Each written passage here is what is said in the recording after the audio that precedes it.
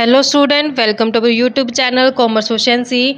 आज की क्लास में हम कवर करेंगे कंज्यूमर्स इक्विलिब्रियम यूटिलिटी एनालिसिस के अंदर।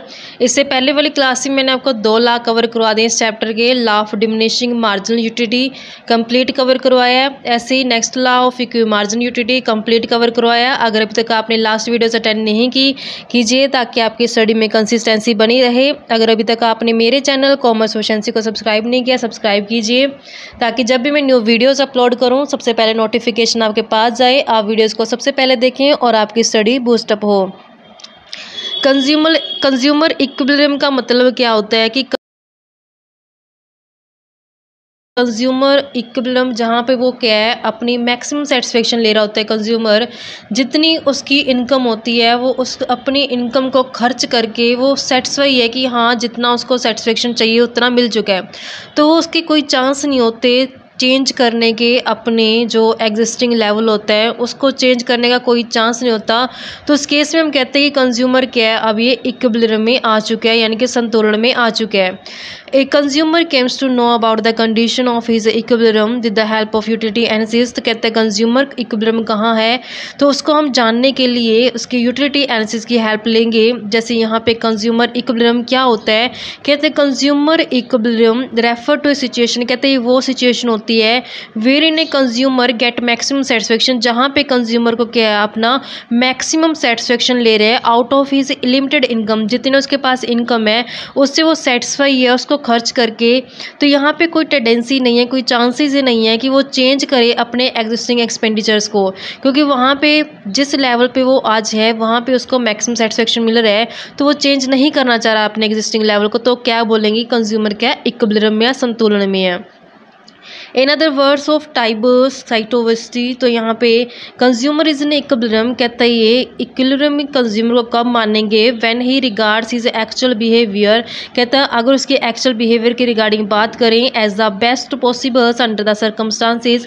कहते हैं कि जो उसका बिहेवियर है, एक्चुअल बिहेवियर अब कहाँ पे है, वो एक ऐसी बेस्ट सिचुएशन में है and feel no urge to change his behaviour. अब यहाँ पे उसका कोई अर्ज नहीं है, उसको कोई ज़रूरत नहीं महसूस होती कि अपने बिहेवियर को चेंज करें as long as circumstances remain unchanged. कहता है कि जब सर्कमस्टांसेस अनचेंज रहेगी तो कंज्यूमर भी अपने बिहेवियर को चेंज करना पसंद नहीं करेगा।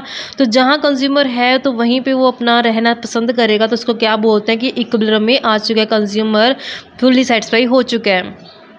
इन other words consumers equilibrium is a situation. कहता है कंज्यूमर इक्विलिब्रियम में क्या सिचुएशन होती है, in which a consumer chooses a quantity of good that maximize total utility given budget constraint. कहता है जितना उसका बजट है उस बजट के तहत उसने ऐसी गुड्स को इस्तेमाल किया, ऐसी गुड्स को इस्तेमाल किया जिससे उसकी टोटल यूटिलिटी क्या मिल रही है, उसको मैक्सिमम मिल रही है। तो यहाँ पे कंज्यूमर को कोई दिक्कत नहीं है अपने एग्जिस्टिंग लेवल से, तो फिर वो अपने एग्जिस्टिंग लेवल को चेंज भी नहीं करेगा, क्योंकि यहाँ पे कंज्यूमर क्या करे, अपनी टोटल यूटिलिटी को मैक्सिमम लेके चल रहे हैं। और टोटल यूटिलिटी अगर मैक्सिमम है तो वहीं पे कंज्यूमर क्या सेटिस्फाई है। तो जितने भी लॉ होते हैं हर एक लॉ की अपनी अजम्पशंस होती हैं, तभी वो लॉ एप्लीकेबल होता है। तो यहाँ पे इसकी कुछ अजम्पशन है। तो क्या अजम्पशन है, सबसे पहले आती है रैशनल कंज्यूमर। रैशनल का मतलब होता है कंज्यूमर का सोच समझ के डिसीजन लेना, यानी कि जब भी वो खर्च करता है तो सोच समझ के डिसीजन लेता है कि कहाँ पे खर्च करे अपनी लिमिटेड इनकम को, कि उसको सेटिस्फेक्शन क्या मिले, मैक्सिमम मिले। कंज्यूमर को यहाँ पे रैशनल अज्यूम किया गया है। रैशनल कंज्यूमर कौन होता है, एक ऐसा पर्सन जो मैक्सिमम सेटिस्फेक्शन लेता है अपनी लिमिटेड इनकम में से, उसको क्या बोलता है कि रैशनल है वो। कार्डिनल यूटिलिटी, तो जहाँ पे जो यूटिलिटी मेज़र की जाती है वो कार्डिनल नंबर में की जाती है। कार्डिनल का मतलब होता है 1 2 3 4 ऐसे नंबर्स में जब हम यूटिलिटी को मेज़र करते हैं उसको बोलते हैं कार्डिनल यूटिलिटी।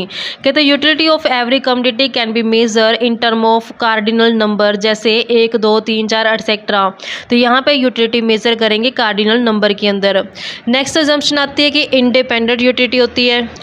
यहाँ ये अज्यूम करते हैं कि एक कमोडिटी से जो यूटिलिटी ले रहा है कंज्यूमर वो इंडिपेंडेंट है दूसरी कमोडिटी के यूज़ करने से जो उसको यूटिलिटी मिल रही है। कहते it is assume that the utility that A consumer get from A commodity depend upon the quantity of that very commodity. कहते हैं जो कंज्यूमर यहाँ पे अज्यूम किया जाता है कि जो उसकी यूटिलिटी मिल रही है उसको कमोडिटी से, वो डिपेंड करते हैं उसी की कमोडिटी के ऊपर, किसी दूसरी कमोडिटी के ऊपर डिपेंड नहीं करते। It is not affected by the utility derive from other goods. कहता है अदर गुड्स की यूटिलिटी से कोई इफेक्ट नहीं पड़ता, ये इसकी अजम्पशन है। नेक्स्ट अजम्पशन है कि जो मार्जिनल यूटिलिटी ऑफ मनी क्या मानता है, कॉन्स्टेंट मानता है कि मार्जिनल यूटिलिटी ऑफ मनी में कोई चेंज नहीं आता।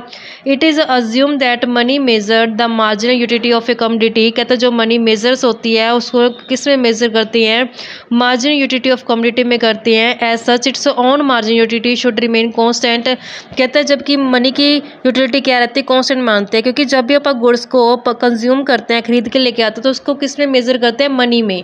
जबकि कहता है कि मनी की खुद की यूटिलिटी क्या है, कांस्टेंट है। तो यहाँ पे कहता है so as to serve as an ideal measure. तो अगर मनी की यूटिलिटी कांस्टेंट, तो इसी कारण से कहता है जो बढ़िया मेजर है, जो आइडियल मिलेगा, बेस्ट मेजर मिलेगा यूटिलिटी करने का। नेक्स्ट अजम्पशन मानते हैं कि फिक्स्ड इनकम एंड प्राइस। कहता है जो इनकम है कंज्यूमर की और जो प्राइस है कमोडिटी का वो क्या फिक्स है। कहते हैं another assumption of this analysis is that the income of the consumer and the price of commodity remain fix. कहता है जो कंज्यूमर की इनकम है और जो प्राइस है कमोडिटी का वो क्या माना जाता है, फिक्स माना जाता है, कोई चेंज नहीं माना जाता उनमें। Taste are constant. कहता है जो कंज्यूमर का टेस्ट है वो कांस्टेंट रहता है, उसके टेस्ट में कोई चेंज नहीं आएगा, कंज्यूमर का टेस्ट सेम ही रहेगा। Taste of the consumer also remain unchange. कहता है कंज्यूमर का टेस्ट क्या है, अनचेंज है, कोई चेंज नहीं आता कंज्यूमर के टेस्ट में। The term taste is use. कहता है टेस्ट का मतलब क्या है, एक ब्रॉड टर्म है, कहता है ब्रॉड सेंस में लेते हैं, इसमें इंक्लूड क्या था, जैसे कहता है फैशन हो गया, क्लाइमेट हो गया, कल्चर होगा। तो कहते हैं इनमें कोई चेंज नहीं मानते, कॉन्स्टेंट मानते, इसकी अजम्पशन है इस लॉ की। नेक्स्ट कहते हैं परफेक्ट नॉलेज। कहते हैं कंज्यूमर को डिफरेंट गुड्स के बारे में परफेक्ट नॉलेज है। कंज्यूमर को कहता है परफेक्ट नॉलेज है डिफरेंट गुड्स के बारे में, जिसके ऊपर उसने अपनी इनकम खर्च करनी है और कितनी उसको यूटिलिटी मिलेगी, उसको इसके बारे में भी नॉलेज है जो उसने खर्च करना है। तो कहते हैं परफेक्ट नॉलेज रखता है कंज्यूमर कि जिस गुड्स के ऊपर उसने खर्च करना है उससे कितनी यूटिलिटी मिलेगी और कितना है वो अपना एक्सपेंडिचर है जो खर्च करके मैक्सिमम यूटिलिटी ले सकते हैं। तो इस तरीके से बच्चों इसकी अजम्पशन थी। नेक्स्ट आने वाली क्लास में आपको इसके डिटर्मिनेशन करवाऊंगी। ऐसी रेगुलर वीडियो देखने के लिए आप मेरे चैनल कॉमर्स प्रोficiency को सब्सक्राइब, लाइक एंड शेयर करें। अगर आपके कुछ सजेशन कह रहे तो आप मुझे कमेंट बॉक्स में कमेंट कर सकते हैं।